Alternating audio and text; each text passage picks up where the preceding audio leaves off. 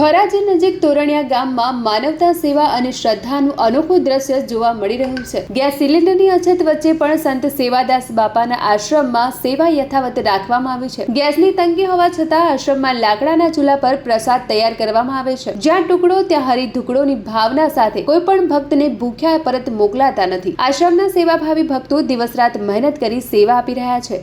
કોઈ લાકડું ભેગું કરે છે, કોઈ રસોઈ બનાવે છે અને કોઈ ભક્તોને પ્રસાદ પીરસે છે। દરરોજ મોટી સંખ્યામાં ભક્તો અહીં પ્રસાદ લઈ આધ્યાત્મિક સંતોષ અનુભવે છે।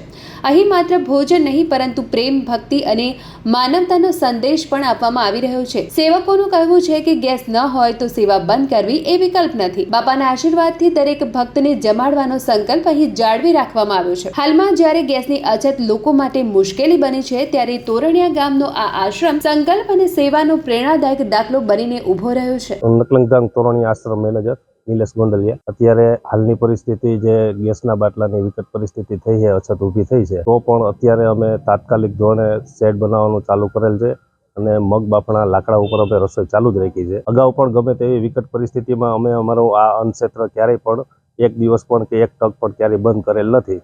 પણ ગમે તેવી પરિસ્થિતિ હોય તો અમારા ગુરુ મહારાજના આદેશ મુજબ અમે એમાં કોઈ પણ જાતનો ફેરફાર કરતા નથી અને કાયમી માટે અમારું અન્નક્ષેત્ર ચાલુ છે અને કાયમી માટે રહેશે।